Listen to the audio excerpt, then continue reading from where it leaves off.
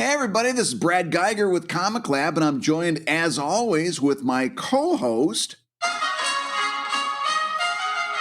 the homecoming king, Dave Kellett. Oh, for the love of Pete.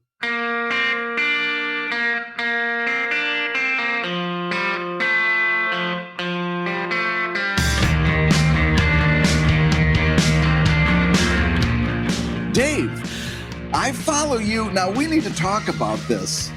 We need to talk because I follow you and your wife both on Twitter, and she was posting some absolutely delicious photographs of a young Dave Kellett and told a story about you getting crowned homecoming king. Is this the truth? You jerk.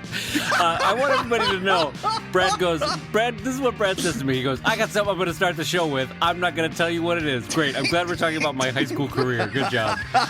Well, no, I'm blowing the lid off of this because this totally ruins your nerd credentials. We're cartoonists. We're supposed to be the outcasts. You were like the king of high school. What's going on? Way to go, 60 Minutes. You cracked the case. All right. I want to know everything about Dave Kellett, the homecoming king. So first of all, point of correction, Brad. I was not the homecoming king. I was the prom king. There's a difference, Brad. Brad, there's a difference. Oh, did you get nudged out by somebody slightly more cool for homecoming king? Did he have a better vest? I genuinely don't remember, but but yeah, no, I don't know why.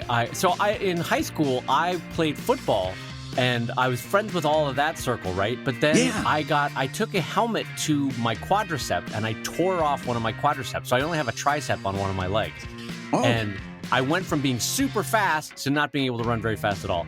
And so I was like, well, what do I do now? Oh, now I'll go join the theater group. And so I did theater and really fell in with that group. And I think what happened with the Prom King stuff is that I just had two fairly big groups of friends. You know what I mean? I don't know. There's nothing more to read into it than that. Because it's not like the drama club is the hippest club on campus there. You know? No, but you know what? You're right. That's two relatively large groups of people. You know, once you take all the lighting techs and stuff like that, you've got a lot of people voting for you. Sure. And lest you think that it was any big deal, a couple weeks after prom was over, I was like, I'm going to take apart my prom king helmet or whatever this thing, the crown, and it was like velveteen. My prom king helmet. Well, I'll tell you why. So they crowned me prom king. They put this thing on my head, and they're like, you can keep that. And I was like, oh, great.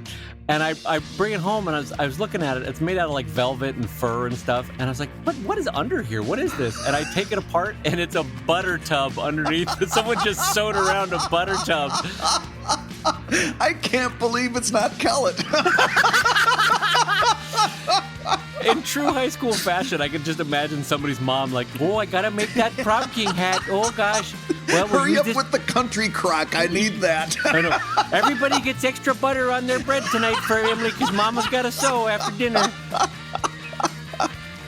But yeah, the one thing that I will never hear the end of from my sweet, wonderful, adorable wife is that I did not actually ask her to prom. I still hear about it 23 years later, 25 years later, whatever it is. But I should have asked. Why didn't you ask her to prom? Were you guys just not intersecting at that point, or what was the deal? The genuine story is that I had a buddy who no one was asking her to prom, and so I was like, I'll take you to prom. It was semi. I hope she doesn't hear this. It was a semi pity ask to prom, and that I knew Gloria would have no problem getting a date, but this girl, this friend of mine, was not getting a date and sad about it. So I asked her to prom. But anyway, well, there's a part of my heart that's warm knowing that you were the prom king. Oh, is there? Yeah. It was least likely to be prom king is what I was voted. So that's. It feels like it's one of those early 90s sitcom movies where someone hacks into the school computer and changes the votes for prom king. No, now listen, if you're listening to this out there, you go to at Dave Kellett on Twitter and look at the photos. I gotta say, Dave, you were rocking, and I agree. That was a fantastic vest that you had with your. Also, Brad, if I can brag about 18-year-old me, 18-year-old me was in super shape. Like I could bench press like 3 times my weight. I could squat like 400 pounds. I was super strong, and I was super in shape. So maybe that helped. I don't know. But now I look like a living ding dong. You know what I mean? I look like a Twinkie come to life. Back to the ding dongs. Sorry, that's my go-to. That's my go-to food. No, I look like if Ben and Jerry's had legs. That's what I look like now.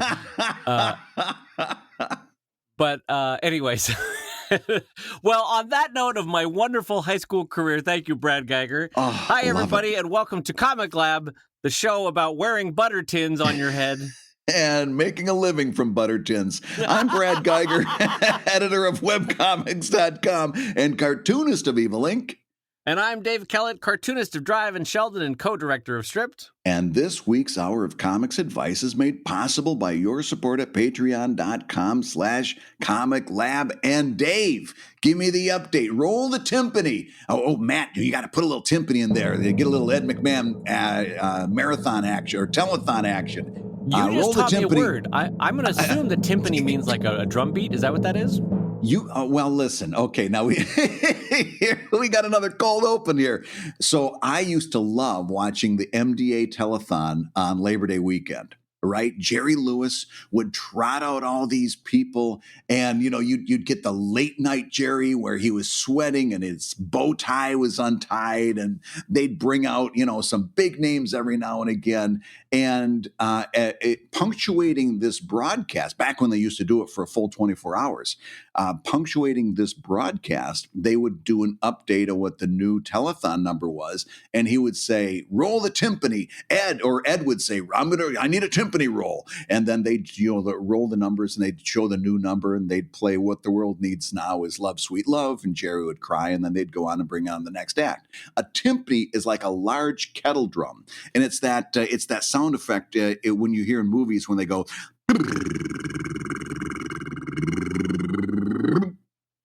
and that's a timpani. Wow. Can I just say, in terms of vocal skill, you just transported me as though I was in a movie theater. Was I just watching Batman? That was amazing. Listen, it's theater of the mind. My body is my instrument, and it's a big suspension of disbelief when you're listening to Brad Geiger. I want to reinterpret that moment. So it's the instrument that they play when it's a movie, and it sounds like this: boom. You know what that sound is. Anyway, let's talk about timpani more. I'm Brad Geiger. For my next trick, I'll do Santa Claus doing a timpani roll. Well, you taught me a word. I did not know timpani. Yeah, Thank you for teaching me timpani. That. Yeah, roll the timpani. That was a phrase that was used all the time to say that there's a new number that you're going to report on the telethon. So after a little timpani roll, what's the update on DriveKickstarter.com? Well, Bradley J. Geiger, it's over at DriveKickstarter.com. As of this morning, we're at 76,000, so it's going good. I'm very happy with it. Now, you've already and how many weeks do you have left as of today? I have 16 days, either 15 or 16 days left to go. So you're at the halfway point, and you said during this broadcast that you'd be happy with anything between 50 and 75. You've already surpassed your high-end estimate of this. Yes, and thanks to the psychology of hedonic adaptation, which you guys can look up and Google that one. You don't know timpani, but you do know hedonic adaptation? Hedonic adaptation is the idea that you adjust to whatever form of money you make or whatever level of money you make. And so that if you're like, I'm fine making $50,000 a year, that's great. And then you make $50,000 a year and you go, nah, I kind of want to make $70,000 a year. So now that I've made my backup goal of 50 to 75, I'm like, I got to get to 100. Want to get to 100, I know. Brad? Yeah, it's the other word for hedonic that thing. Wow. Adaptation is how high is up. There's no matter what number you get, you always kind of go, I wish I would have done a little bit better. Oh yeah, and also you also play the psychological game. And you and I were talking about this last night. Yeah. With the Kickstarter, where you're like, how high can I get without promising a billion little tasks that I then would have to do? You know, Yeah. like, we got to get to 100,000. Everybody gets a free goat if we make it. You know, like some stupid promise that you're like, you got to just keep it realistic. Well, and a lot of people get into trouble doing that. They get all caught up and they start adding on all kinds of additional things that also drive the cost up. And sometimes they get themselves behind an 8-ball because a very successful Kickstarter just cost them more money than they thought it would. Yeah. Yeah. Oh, yeah. It both cost in money and cost in time and cost in brain power. Like, you can really eat up a half a year on one of these if you promise too many small little things that you then have to create or produce or sign. So anyway, before we move on, though, I feel like this is a critical thing that we'd miss if I would be remiss if I didn't bring it up. I want to know, what was Brad Guigar doing his senior year of high school? What was he like? Take Dave Kellett and make at high school and bring it around to just the inverse. I didn't even go to my senior prom. I had nobody to go with. I didn't even show up. I stayed home and probably played with my Star Wars action figures that night. I had nothing going on, man. I was not happening in high school. It was just you and your Boba Fett.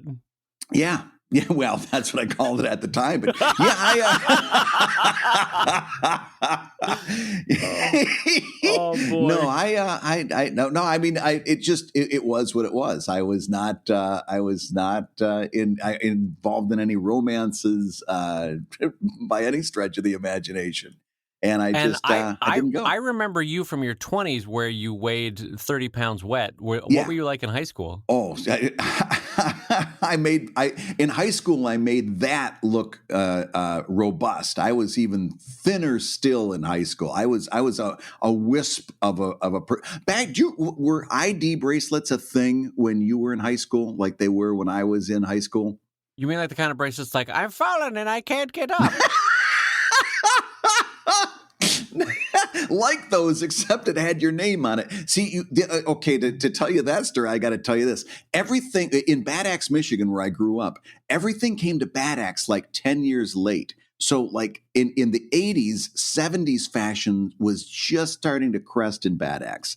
And so like the big thing to do was to get these metal bracelets with little chain link, and it had your name on it. It was an ID bracelet. And think that's a life alert bracelet, Brad. That's well, mine did say something about diabetes on the other end, but that's because we got it secondhand.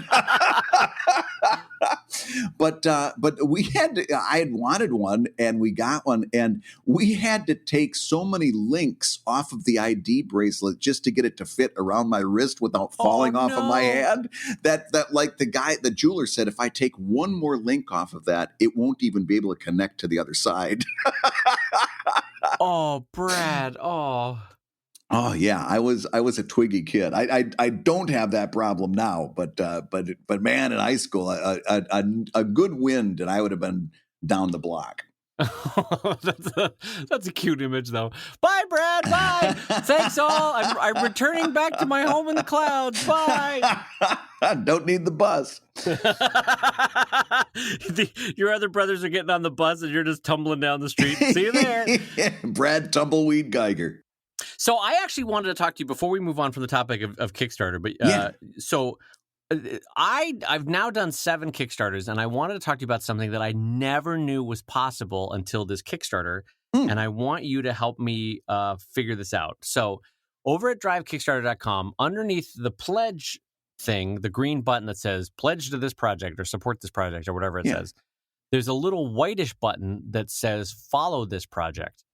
And I didn't know what that was. I'd never looked at or encountered that before. And then I noticed in my dashboard, in sort of the stats behind a Kickstarter, it says that there's 485 people following the project, of which I've converted, 65 or something.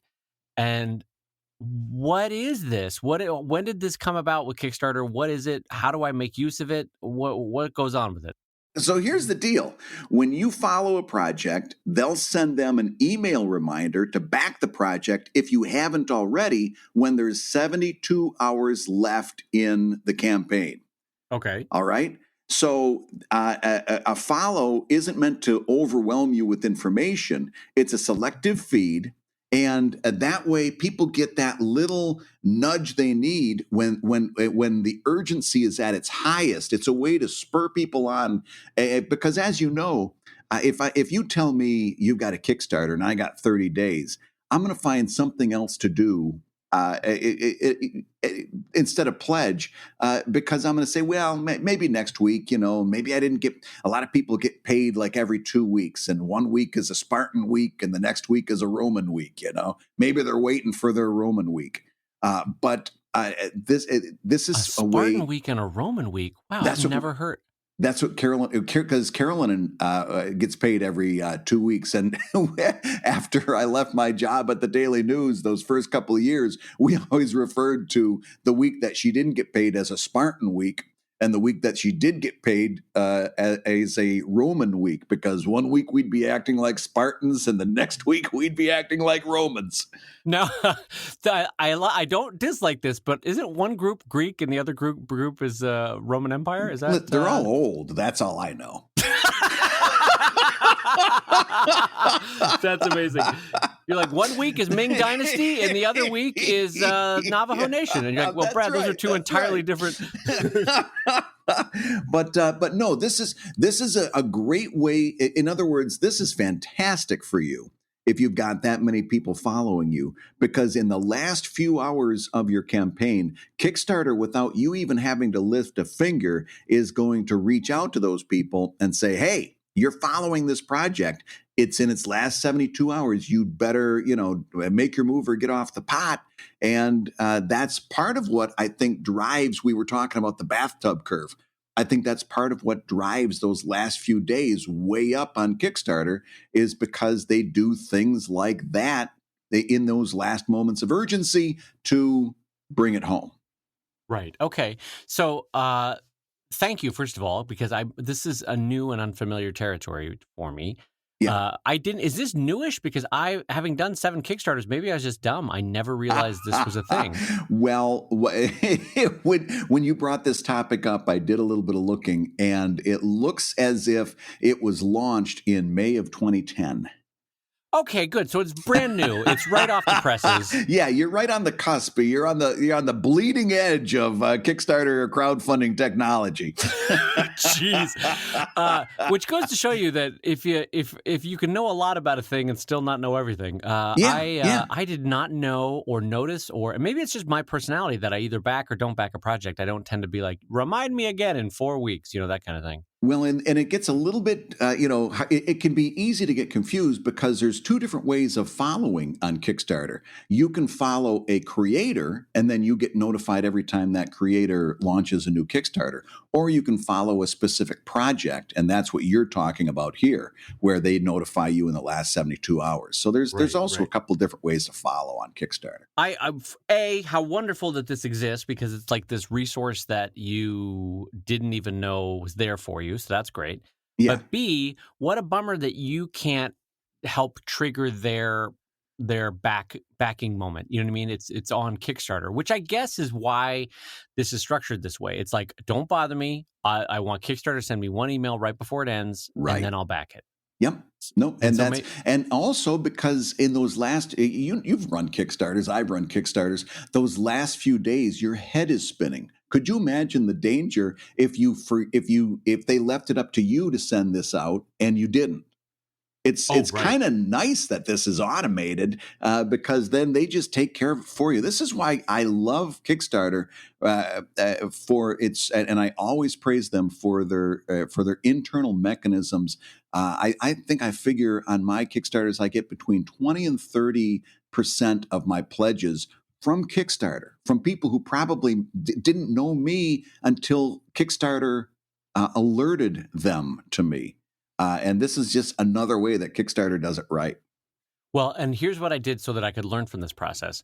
Mm-hmm. I then went and signed up to, quote unquote, follow 3 or 4 projects that were ending in the next couple of days. Mm-hmm. And I've now seen the information that Kickstarter sends you when you follow a project. Ooh. So what I'm going to do is I've made a note on my iCal and a reminder on my phone to update and change my information, the specific information that Kickstarter will send out from my campaign, so that it reflects the highest energy level, if you know what I mean, marketing push. So I can say something like 14 stretch goals unlocked or something in the whatever blurb they'll see in that email. Oh, what a great idea. Yeah. Yeah, because I didn't know that this existed. So now that I do, I want to capitalize on whatever Kickstarter sends to people with the best messaging that I can. So I'm glad that I learned about it. I wish I had learned about it in 2010 when they apparently launched it. But you know what, Brad? Even a broken clock is right twice a day. So this old dummy. And speaking of clocks, we're at the 20-minute mark. Let's do a question from one of our $5 Patreon backers. I like it. Let's do it. All right, here's a question I'd like to throw at you here. This is from one of our backers. I actually don't draw comics, but my boyfriend does. What are the best and worst ways I can support him and his work? We both love the show, and you make the hours in finance fly by. This is his girlfriend speaking. Spreadsheets are my jam. And Dave, what do you have to say to this question? Well, I feel like this is setting us up to ruin our relationships with this question. We're going to get in trouble somehow. Knowing the two of us, we are going to get ourselves into trouble with this some probably. joke. That, anyway, no. So I think, first of all, how nice. Because my wife and I long ago created a metaphor that we like to use in our relationship. And I think I've shared it on the show before, but I will share it again, which is that we look at our career path like two cliffside mountain climbers, where one person will scramble up ahead, and then they'll peg in, or whatever phrase they use, the clip in or whatever they call it, where they drive the steel post into the mountain. Yeah. And then that person is secure. They're locked in. They're ready to go. And then the other person clambers ahead. And so what we do as a relationship, my wife and I, is one person takes the risk, and then they get a steady income, and then the next person takes a risk, and then they get a steady income. And then the other person takes a risk. And it's a nice way to say, I've had my turn. Now it's your turn to take a risk. Okay, now it's your turn to take a risk. And so there have been years where my wife chasing her dream wasn't working for a year or two. And there were times where I chasing my dream had a significant drop in income. And so that's I feel like that's a helpful metaphor for a lot of people in their own relationships to share. So with that being said, first of all, kudos to you as a question, gosh darn it, Brad, you've ruined me with that. I always want to say question asker now. Darn it. Our question asker. Go ahead. It feels good. Question asker. Just, I don't know why it just sounds like ding, ding, ding, ding, ding. I'm a question asker. Anyway, so with our questioners, first of all, kudos for the kindness and the love in wanting to support your significant other in your relationship.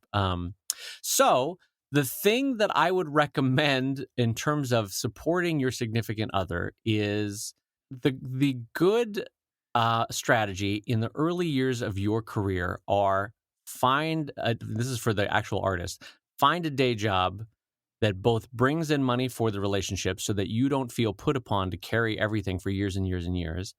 And then find a job that also allows you at nights and weekends to really flourish in your art and to work and create and be happy.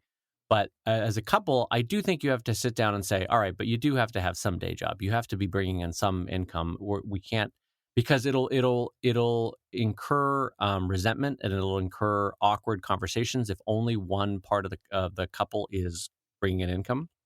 Mm-hmm. So I do think that's the case, and it's probably already the case. You probably both already have jobs, but and then as far as other emotional support, it sounds like if you're even asking this question, you're already on the right path as being a kind, open-hearted person that wants to see the person that you love succeed. And so I think you're already on the right path there. Brad, what are your thoughts? This goes hand in hand with that Booth Barnacles conversation where we said, if you have to ask, am I a Booth Barnacle? You're not a Booth Barnacle.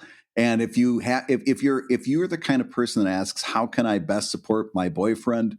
You're probably already doing it. However, I don't want to talk to this woman.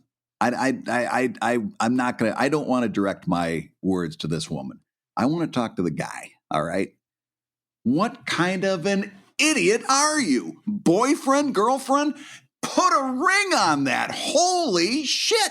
Listen, it does not get better than this. You've got a woman, Dave, she signed up to Patreon because her boyfriend likes the show, right? She's writing us the Patreon question, right? She's so invested that she's signing up to Patreon. She wants to know and read the question. She works in finance. She's good with money. She's a supportive partner who's good with money. You've hit the jackpot. Stop. Put a ring on it. Holy moly. This is amazing. You just became an Italian grandmother. Why don't you marry her? She's a beautiful woman. She has everything. Her heart is as beautiful as her face. She's got a soul sent straight from heaven, and she's good with money. She's gonna be great. She's a partner for life. I love this. I love Brad Guigar matchmaker. This is amazing. And I used to. By the way, I'm gonna apologize just for a second. I used to hate when people did that to me before Carolyn and I got married. I hated them with a white hot passion. So it's okay. You can hate me a little bit, but holy moly, what a partner this woman is. And she's good with money. Listen. This is a fantastic. This is a beautiful thing to do. To be concerned. So I aside from playing I want to sing like lyrics to Fiddler on the Roof as you're going through this. Like, I really, you know what? I all joking aside, when I saw that, I was literally moved because what a beautiful, thoughtful thing. So I'm going to tell you the answer to your question now instead of joking around.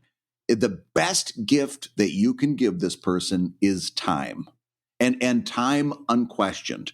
If they say, hey, I need a little bit of time to do this and do that. Now, that doesn't mean that it's okay for him to hole himself up in his studio or his workspace for the entire weekend and pay no attention to you and stuff like that. That's not what I mean. But every now and again, this guy is going to need a little break. Or not a break from work, but he's need to give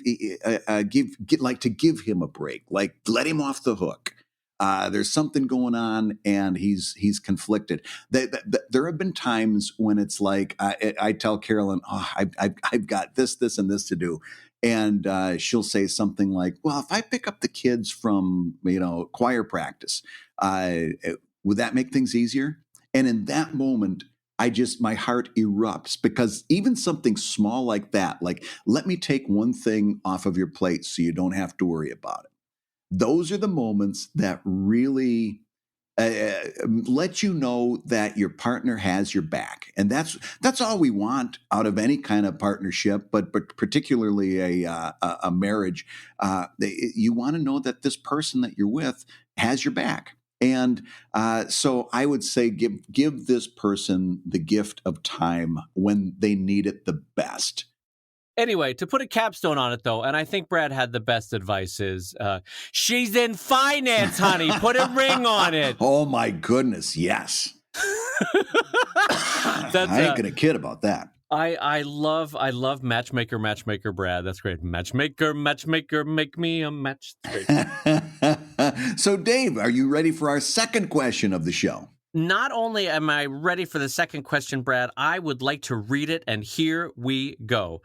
Dave and Brad, short of entering into a Twitter feud, what are your best strategies for building buzz on social media about an ongoing long-form project? So, Brad, here's the question to you. What are your best strategies for building buzz on social media about an ongoing long-form project? This is great, Dave, because I'm going to go right from being Grandma Geiger to Grandpa Geiger. Old, grumpy, crusty Grandpa Geiger. This kind of question shows me that you don't understand how social media works. Listen, this is short of entering into a Twitter feud. All right, like that's your only choice. Here's what social media is all about: saying interesting things that people can respond to, posting interesting content that people can respond to, and sharing interesting things that people can respond to. That's the whole trick of social media. It doesn't have to be anything more than that, and it certainly doesn't have to be entering into Twitter feuds. All you do is post interesting things. That's all. There's no magic hashtag. There's no secret trick. It just and that doesn't. I am a big proponent of posting your comic in your Twitter feed, not a link to your comic, not one panel and a link, but the whole comic. That counts as interesting content. And to just share from your life some interesting things. And don't forget, because this is the one that creators always forget, and it's really crucial, sharing content. It doesn't all have to be your content. A big part of what you can be doing on social media isn't necessarily why you say, well, I don't know what to say. Fine. Share something that someone else has posted that's interesting. That's the 3 C's: content, curation, and the other C. Come on, everybody, you know it. Content, creation, and curation. Sure, so there we go. We got there. but no, you if you don't have something to say, share something that somebody else did. This is very simple. Social media is all about being social. Do you agree? I agree. And not only do I agree, Brad, I'm going to put a timpani on what you just said. Oh, God, you almost made me choke. That's the closest I have to a timpani. No, I think you so perfectly summarized that I don't know that I could add anything other than to say, and I get where this person is coming from, because I have a long form project that I wish in a sort of I wish I had a pony way. I wish I could generate a certain virality to it that my short form stuff can get sometimes. So I understand the frustration of like, how do I gin up some excitement about this long form story in social media? And all you can do is, as Brad said, be yourself, share the comics, be entertaining as best you can in all sorts of ways. Even in sadness, you could make that entertaining. You don't have to be like, I lost my shoe today. You just make like with every comedy writer that's ever written, you take the fact that you lost your shoe, but you make it into an entertaining angle or a thrust of what that joke is. So, yeah.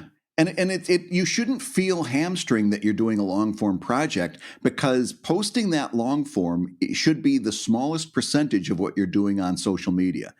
Everything else should be what's attracting people to your social media. And then when you post that long form, they came for the other stuff and they get exposed to that. Well, yes, exactly. I want to. This may be an unfair comparison, but I think it'll be helpful in terms of showing you what Brad's talking about, which is when you ask a question like, what are the ways to build buzz in social media? It's not unlike those creepy guys on Reddit that want to know the 5 phrases that you can hit on a woman with at a bar, and that, by God, that'll make her want to date you, you know? Right. Like if I just had those 5 magic phrases that I could, whatever they're called, opening lines or hitting lines, whatever. What do you call it? A pickup line. Thank you. Come on lines. Pickup lines, yeah. Pickup lines. Thank you. Jesus, old man McGibbons over here.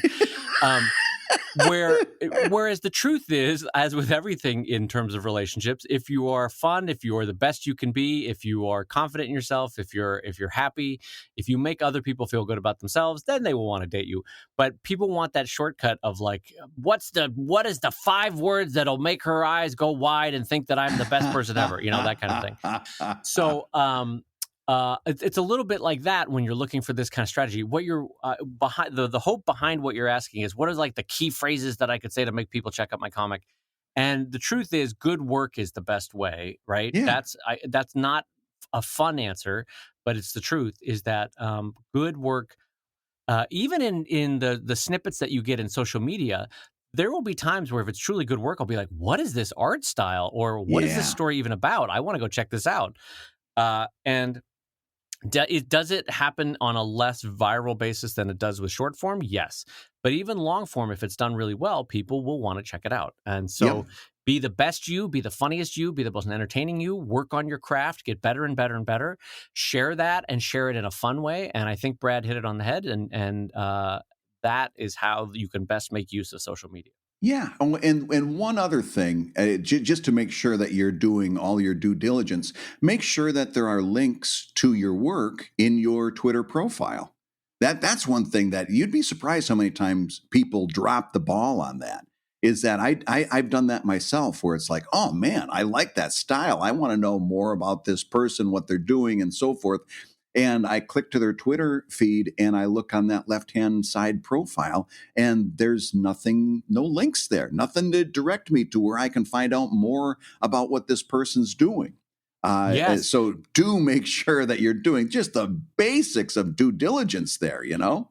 Right. Or even another frustrating one is when they link to something that's like a 4-year-old Tumblr that has no additional information about where you could get their book or how you could read what they're doing now. And you're like, there's got to be a better way for you to tell me what you're working on. I know you're working. I see the project that you're social mediating about, you know, Yeah. but I want to see more of it. And where do I go?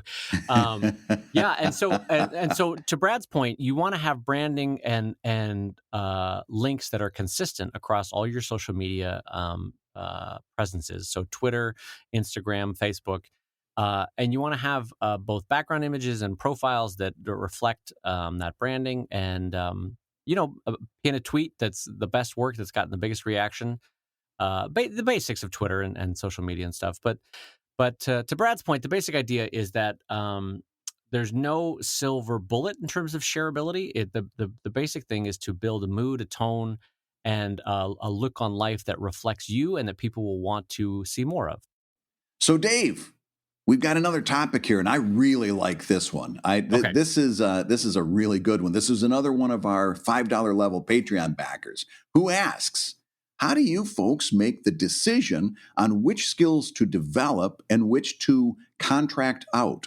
In other words, when hiring, whether it's hiring colorists, assistants, sound editors, we know the value of a good sound editor after doing this show today. Where and how do you draw the line between personal and business growth? In other words, you hire a colorist, for example, like I did, and then you're kind of saying, listen, I'm never going to pursue becoming a better colorist. And so how do you draw the line between personal and business growth?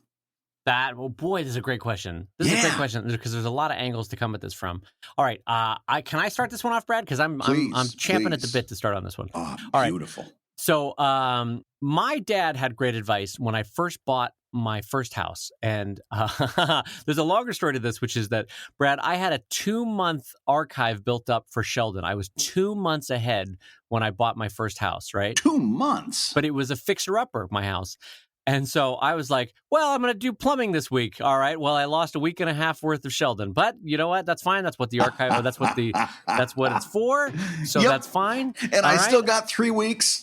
Yep, I'm still 3 weeks ahead. All right, I'm going to do some electrical. Okay, that cost me 4 days. So I got the electrical in the house working, but I lost 4 days of Sheldon. And then, all right, now it's time to paint the entire exterior of the house by myself. All right, and there goes any form of future Sheldons that I had done. And this was back when I was doing them 7 days a week, mind you. So this was like, I was like 50 Sheldons ahead. And the little capstone to this story is I never caught back up. I've never had that deep a buffer as I had back when I bought my first house. Yeah. So anyway, I don't know the reason why I mentioned that. You forgot why you told that story and got just caught up in the sadness of it all. I know, I did. All of a sudden, a guy with a little violin and a tuxedo rolls into my studio there. Just, that was not unlike Brad explaining timpani. Was my violin version. Timpani, not timpani. Timpani sounds like a dish that comes after you've had a lot of pasta. And would you like a little timpani? I would like some timpani. Yes, thank you. It's like Chianti, Brad, but it's de rigueur if we have the timpani.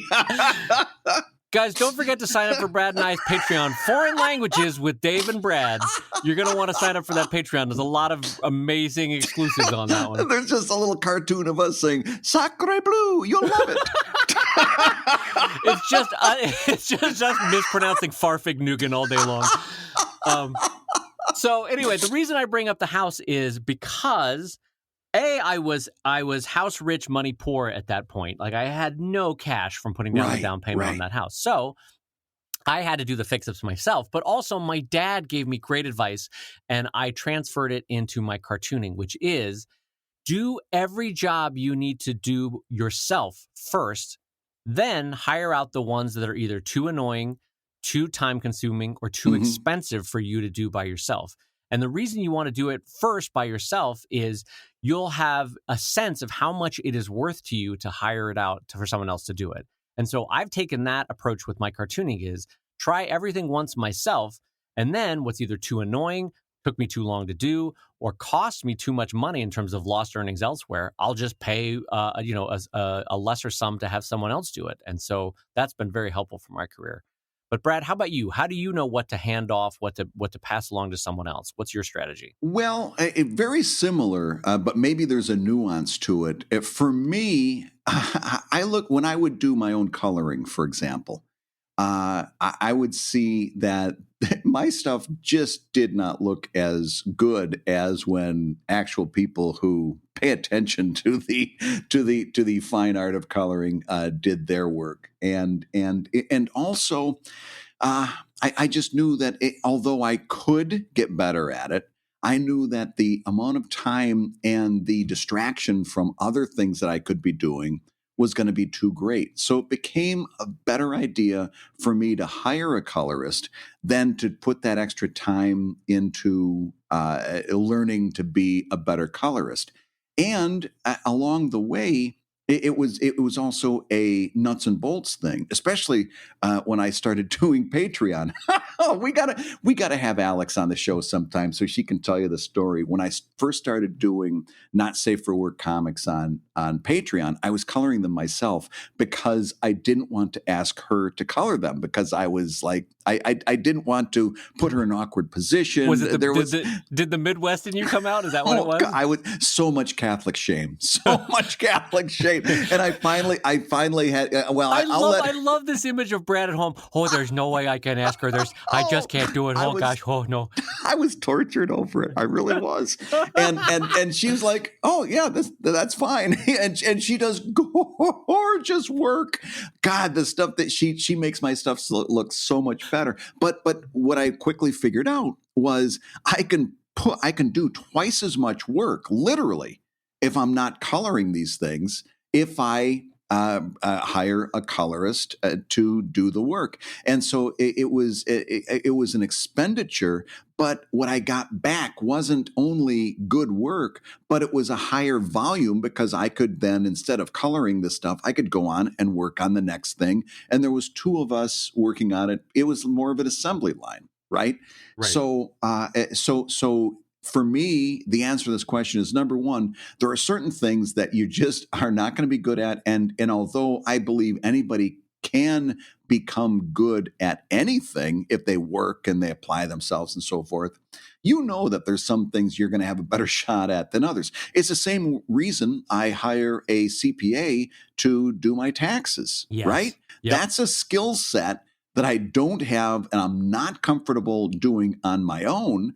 And I would rather have that person look over my taxes and make sure that I've dotted all my I's and crossed all my T's. So there are certain things that are not only aren't in your skill set, they're just never going to be in your skill set. And then there's a third category, like Matt, our engineer, the amount of time that it would take me, like I used to do the audio engineering, if you want to call it that, for Comic Lab in the very beginning, which meant pulling our tracks into GarageBand and doing some very, very rudimentary editing to it.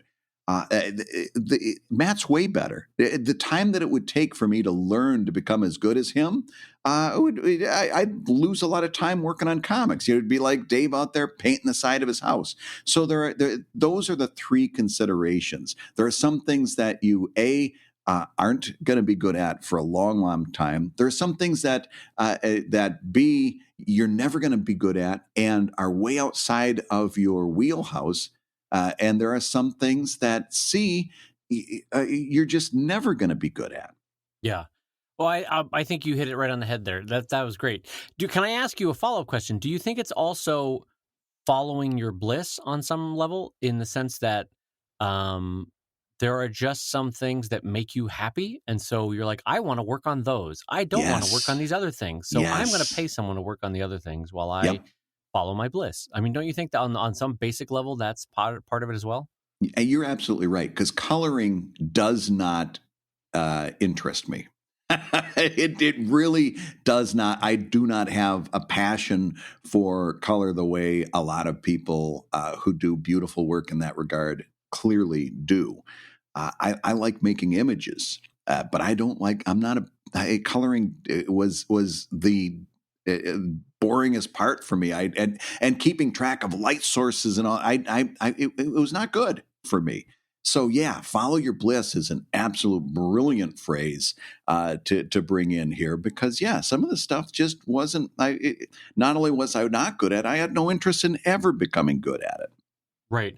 For me too, it's been a process, but it's the slow dawning realization that not only can you be more efficient when you invite other people into your process or hire other people into your process, not Yeah, only can you be more efficient, but once you start to learn from each other, it can actually make the whole thing better. yeah, And so my own I, like you, the interest for me, probably because I'm colorblind, my interest with coloring was always lukewarm at best. yeah. And so to have someone who's very good at it, who has a skill set that I'll never have, and who has the 10,000 hours of working on it, is makes a very big difference. And what's great is it has made the overall process better. It's made it more fun, and it's basically a rising tide that's lifted all little boats on it, you know. And Hmm. so I get to focus on the things that I'm most excited about. I'm following my bliss, but it's also made the overall process better. I'm learning, and it's opening me up as an artist to options and possibilities that I never considered before in terms of how I would have presented this joke or this panel or this and that. And so you end up becoming a better cartoonist in that regard too. So Yeah. I've been very thankful for that. But like you, there's also business stuff with CPAs that or lawyers or consultants where it's just like, I could learn this, I could do this, but why not hire someone who's spent 20,000, 10,000 hours working on this, knows their stuff, could do it in a half a day, whereas it would take me 7 to 10 days to do my own taxes, you know, that kind Yep. of thing. And then there's just it's something that I am aspiring to, and you've already done, the concept of hiring an assistant. That's when you've come to a place in your business that you realize that taking on these extra things is actually going to cost you more money than paying somebody to do it. In other words, I could, and this is how I look at it. I could do a certain thing, like working on the next edition of the webcomics handbook, which Right. is high on my list right now. I could be working on that, but if I'm doing that, then I'm not doing the next commission for my Patreon backers.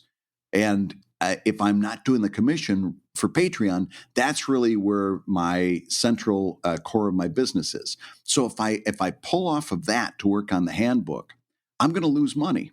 So it becomes important now for me to say, okay, I'm going to hire somebody to go through and at my direction do certain things that I can direct and delegate, but don't have to be consciously part of until I go back and take a look at the results.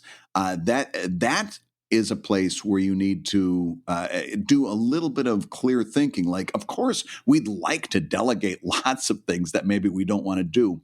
But when it comes to a point where you're literally losing money by taking it on yourself, then you've got to bring in somebody else. Yeah, boy, the way you phrased that made me think of a helpful metaphor, which is without an assistant, without someone else working with me in the studio, what ends up happening, like you, I Yeah. go, no, I need money right now, so I've got to work on this task that I know will bring in, I don't know, $1,500 by the end of the month. So I've got to do this.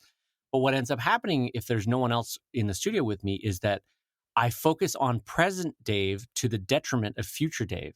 So Right. I'll do the short, easy money makers or whatever projects that I'm doing, but I won't do the bigger, longer term projects that frankly won't be a bigger payday in the long term or are worthwhile for the overall business or my art.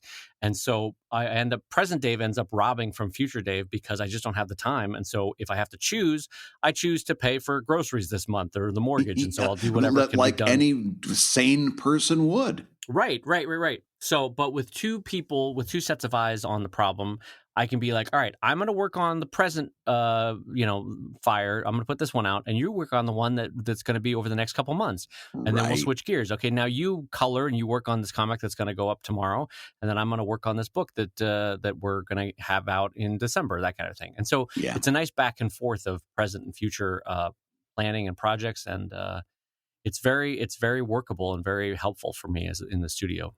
Absolutely. Yeah. So I think I that's why I knew I wanted to do that question for today, because it's got a lot of different permutations, and I think we've pretty much I think we've nailed it. I think once again, Dave, you and I have done our usual exceptional job at this. Brad, we don't need to outsource this. I'll tell you what, Brad. That's right. So listen, Dave, we got time for one more question. What do you think? All right, let's do it. So, Dave and Brad, here we go. Yeah. The shift from print to digital opened up a lot of possibilities for the comic strip medium. Moving pictures, the infinite scroll, user interactivity being only some of them. In general, though, the vast majority of webcomics continue to follow print format, only using the digital possibilities as a new means of distribution. Do you see any potential for emerging tech like VR or the increasingly widespread use of AR as an area for cartoonists to move into and utilize for the craft of cartooning, i.e., telling a sequential story through images? Or is this just another example of emergent tech which may offer new avenues of distribution and nothing else? Brad, what is your take on that? Why does there seem to be less innovation than one might expect in comics and in comic strips? You know what? I don't like this question, and I'll tell you why. Because you're a grumpy old man. Yes, we're going to go back to grumpiness.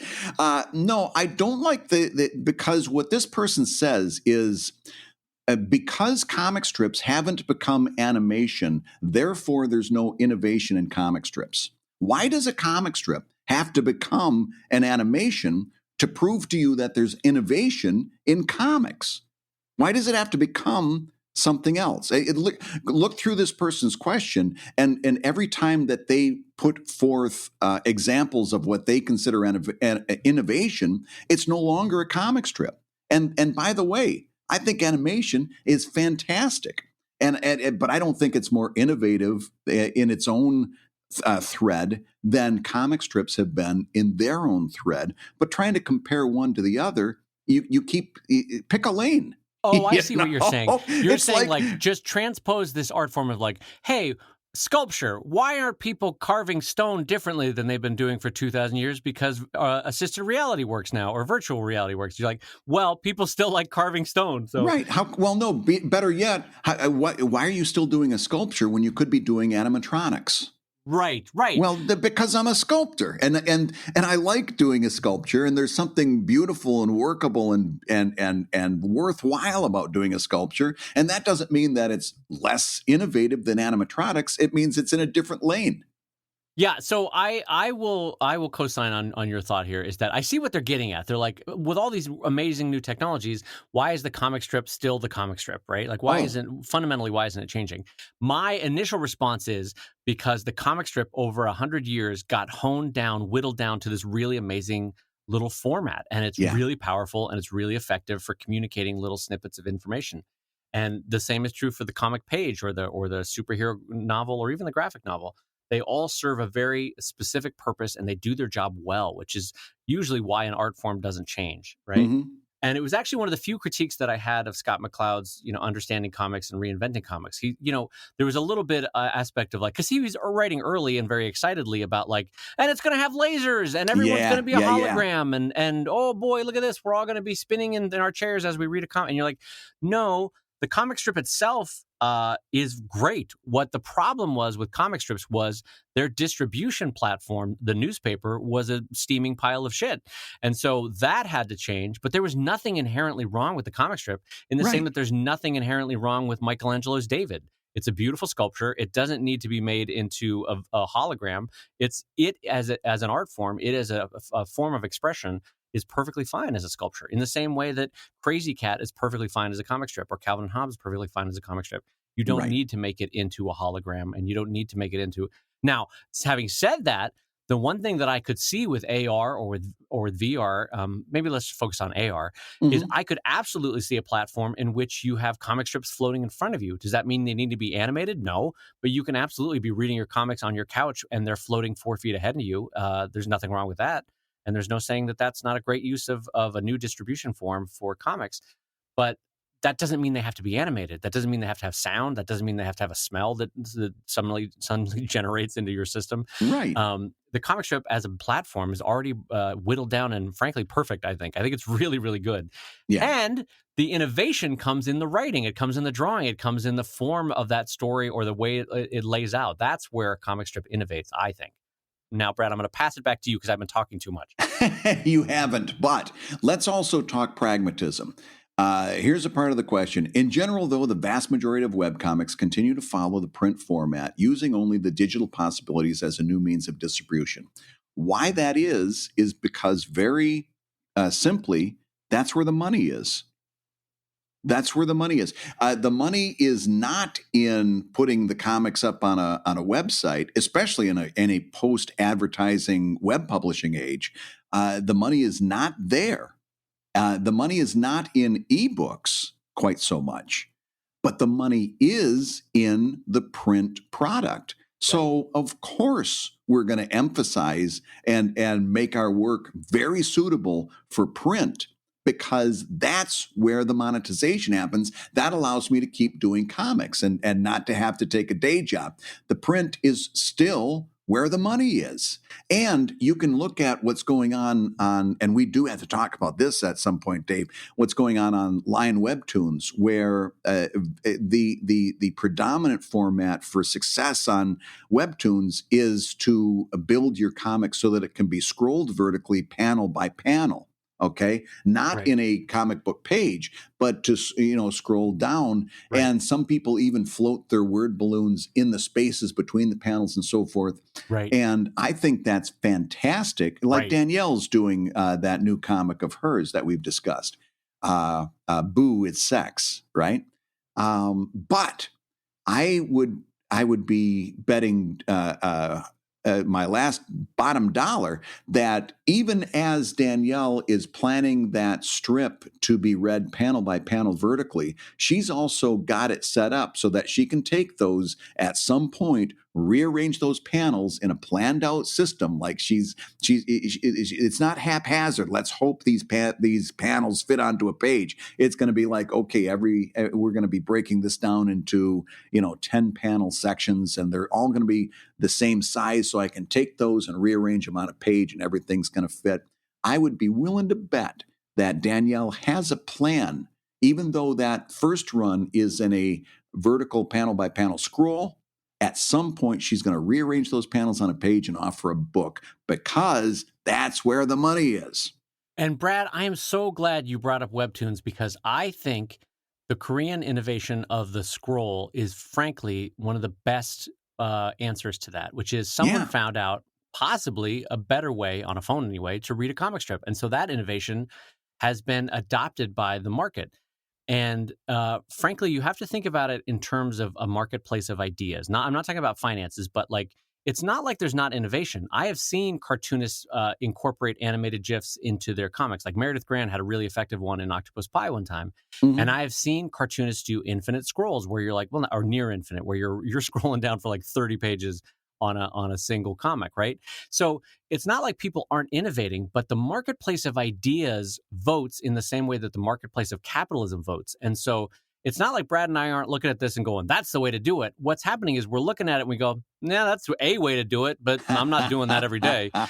And so it's kind of like, you know what? This is a great example. Think about Jack Kerouac writing On the Road. And when he wrote that novel, he wrote it as a continuous scroll. It was a pasted together series of papers, right? Mm-hmm. And the marketplace of ideas said, that's one way to write a novel. No way in hell I'm doing that, but good for old crazy town high on LSD over there. I mean, that's fine.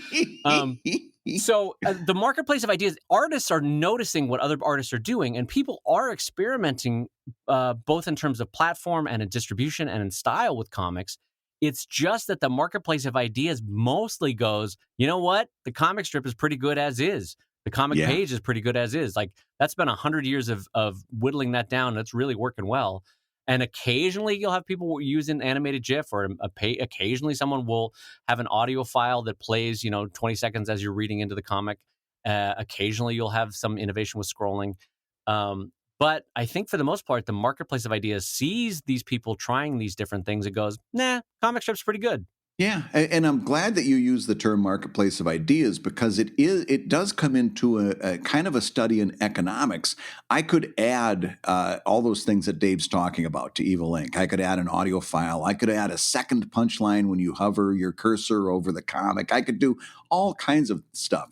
The return on investment for all of that is minuscule. The people that actually are going to get some kind of enjoyment or convert that enjoyment into monetary support is fractional. Whereas just doing a good comic is very powerful. People respond to that. Yeah, that's a good way to say it. But the return on investment on all this other stuff is small. Yeah. And when the marketplace of ideas sees a return that is actually returning, i.e. the Webtoons format, people will start adopting it. And in some ways, I started adjusting Sheldon to be vertical mainly because in the marketplace of ideas, I looked over at Webtoons and I was like, oh, that's interesting. That's a good idea. That makes the comic strip better on a digital platform. I like that. Absolutely. And I'm mirroring Evil Inc. on Webtoons as well. And as soon as the current storyline ends and the next one launches, I'll be reformatting I do mine as a page, but it doesn't take that much effort to set up, take that page and do the reverse, break it into panel by panel, and put that up on Webtoons and Instagram, for that matter, on panel by panel basis, and kind of get the best of both worlds. Now, I will go through that step and check the return on investment after this storyline. And if it's returning me something valuable, I'll keep doing it. And if not, I'll go back to the thing that's been the core of my business since the year 2000, and that is print.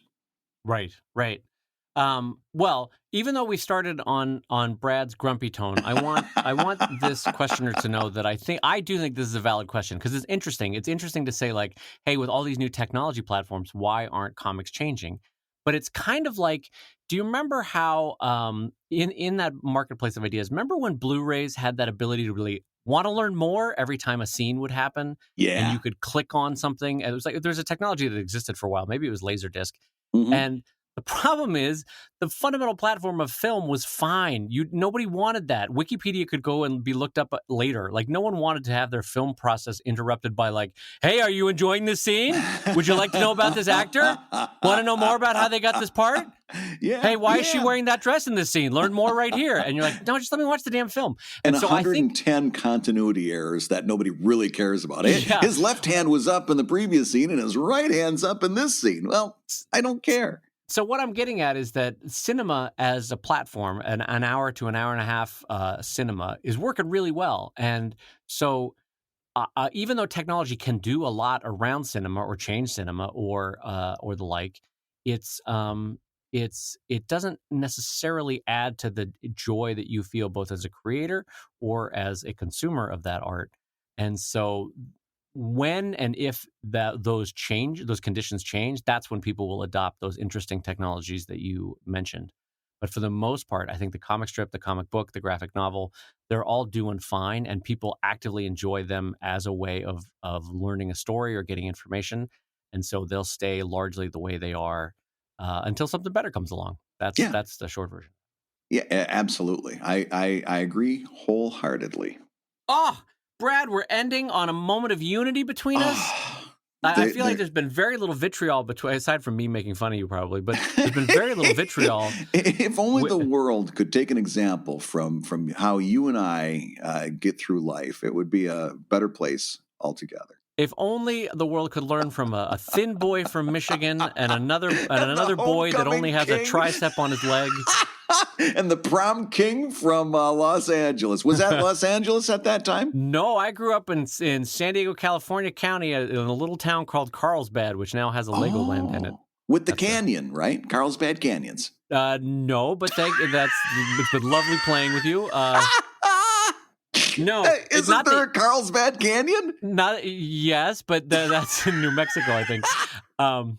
No, not that you asked, but my hometown was named after a Carlsbad, Germany, because Carlsbad, Germany had natural spring water that had this mineral property, and they tested the water in Carlsbad, California, and it had the same water as that German town, minerally speaking. So I'll be darned. No one wanted to know that. No one cared. Wow, That's Matt. the most useless part of this show. Matt, hit the guitar.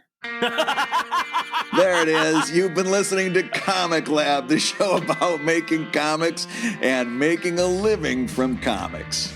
And as a bonus, we also like to include bits about water and mineral water and how mineral water can impact your career. And so that's why we throw that in at the end. Anyway, your hosts have been my delightful friend, Brad Guigar, the editor of webcomics.com and the cartoonist of Evil Inc. at evil-comic.com. And Dave Kellett, the co-director of Strip and the cartoonist of Sheldon at sheldoncomics.com and Drive at drivecomic.com. And don't forget to check out that Kickstarter, drivekickstarter.com. And the Comic Lab theme song is used with permission from Andy Creighton at theworldrecord.net. And this episode was edited, as always, by the ever-talented Matt Woodard of Woodsong Productions at www.woodsong.media. Comic Lab is made possible by your support on patreon.com/Comic Lab, so we'll go ahead and say that twice. Patreon.com/Comic Lab. I was trying to mimic you and I didn't even do it right. Oh, boy. Well, you scared me. I should have just kept going. I'm easily frightened over here. You can still be blown away in the wind.